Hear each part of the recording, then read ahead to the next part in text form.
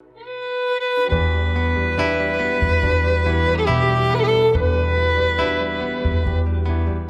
هي طائرة القوة الجوية تحمل على متنها مساعدات طبية قادمة من دولة هنغاريا، وبتوجيه من دولة رئيس الوزراء القائد العام للقوات المسلحة ومعالي وزير الدفاع، هبطت اليوم على مدرج قيادة القوة الجوية. ولمعرفة التفاصيل لنتابع.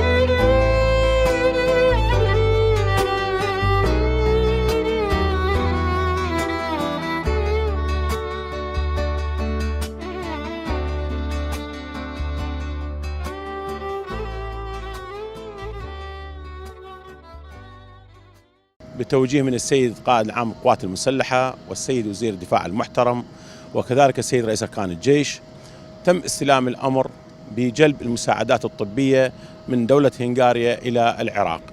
الحقيقة قيادة القوة الجوية بعد ما استلمت الأمر تم إصدار الأمر إلى مديرية العمليات الجوية لغرض الإعداد لجلب هذه المواد الطبية.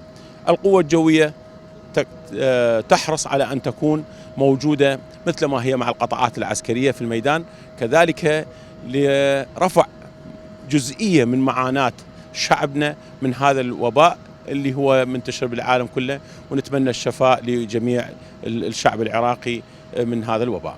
إنجاز جديد للقوة الجوية العراقية بعد تكليفنا من قبل قائد القوة الجوية على هذا الواجب. بدأنا بتنفيذ الواجب بالساعة 4 صباحا بالذهاب إلى دولة هنغاريا، والحمد لله والشكر جبنا الحمولة اللي هي عبارة عن إسعاف ومستلزمات طبية لعلاج من جائحة كورونا إن شاء الله. احنا دائما إن شاء الله القوة الجوية تبقى العون وتبقى دائما اللي هي تكون ايد بايد ويا كل القوات المسلحة لمساعدة شعبنا ان شاء الله للخلاص من هذا الوباء ان شاء الله. اكيد عندنا بعد رحلات سوف يعلن في حينها عن هذه الرحلات ان شاء الله.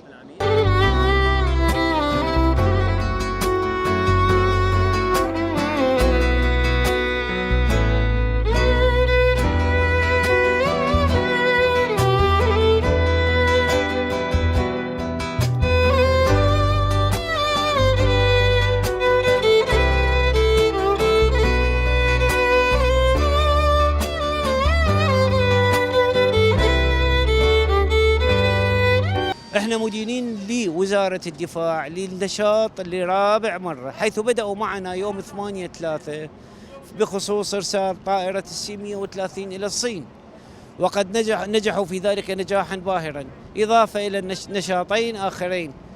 بدورنا نثمن هذا الشعور الوطني، الشعور الوطني الباهر يتمتع به رجال فرسان القوة الجوية ووزارة الدفاع الأبطال.